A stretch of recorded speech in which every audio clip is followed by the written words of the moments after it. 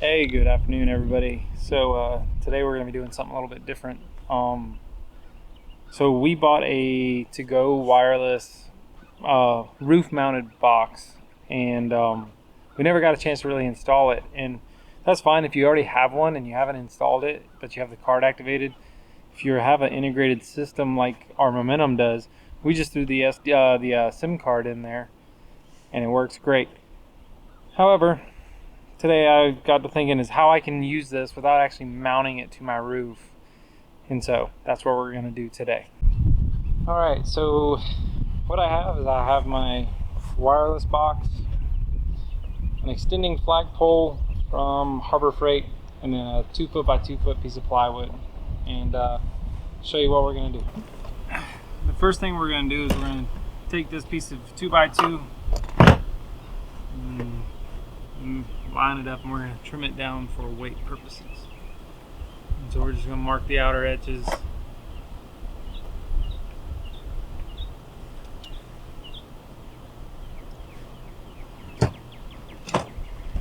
Grab yourself a straight edge.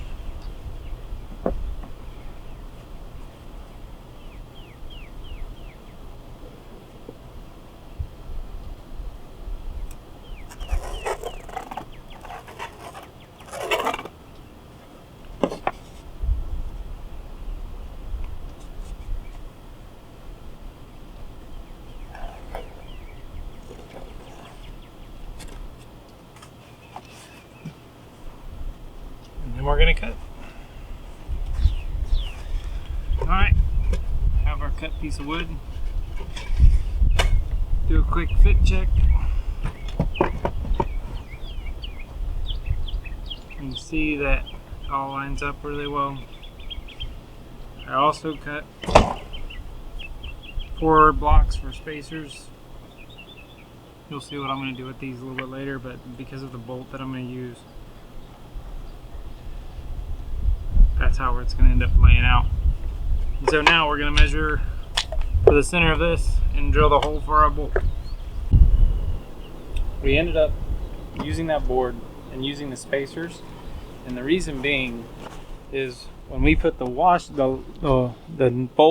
the washer, and the lock nut in there to tighten, we needed that spacing, which is why we used just simple quick leg spacers that I made out of this. And then at this point, we just screwed these in with simple wood screws, nothing crazy. And at this point, it can just go up and down as required. And the next thing we're going to do is we're going to wire it. Now for wiring, it's pretty straightforward. Bought an inline fuse kit at the local hardware store. Red is positive, black is negative. We're going to wire this into the positive, and then we'll just run a ring mount or a ring clamp straight onto the negative, and then we'll put that in with our battery and we'll see if it works. Did you ever have one of those days when you don't realize that you thought you hit the record button but you didn't? That's what happened when I was attaching the ring clamps to the end of the wire, and so I didn't record that, and I apologize, but it's pretty straightforward. You can look it up anywhere. As far as how I ended up running the wires, let me show you. Alright, so like I said, it's pretty straightforward. I ended up trimming this protective coat back to where I could have the distance that I need, and I attached my negative back there to my negative terminal, and then I attached my positive onto my positive terminal, and I ran a 5 amp fuse. The manual only says it needs a 3 amp, but I couldn't find one. But this is working great. We've been using it for like this for a little bit right now. And then as far as running the wires was pretty straightforward. I ended up running it right up here underneath through the hole where my generator is.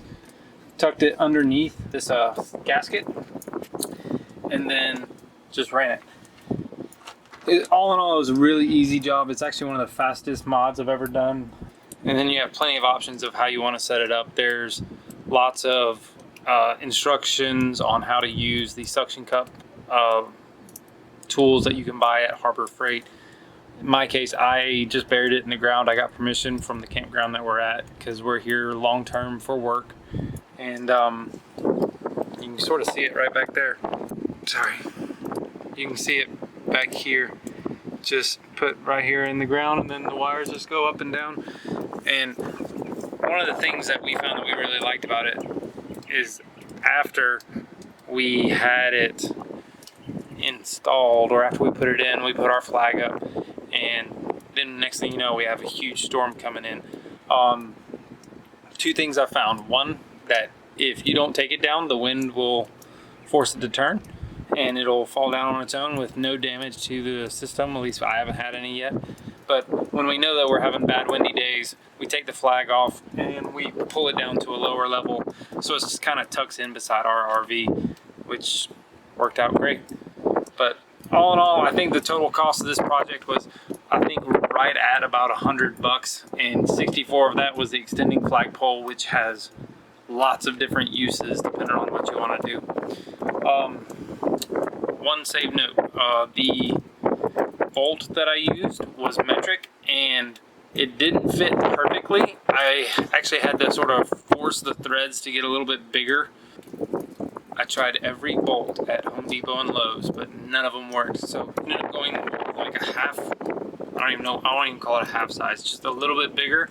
And I worked it in, and just basically because the top is plastic of the extending bolt, it just worked out perfect. So we've been rocking with our own internet, just humming along right now. So hopefully, maybe this is something that you can translate for your system, or if you don't want to put holes in your roof. Because I called Grand Design and said, hey, will this void my warranty?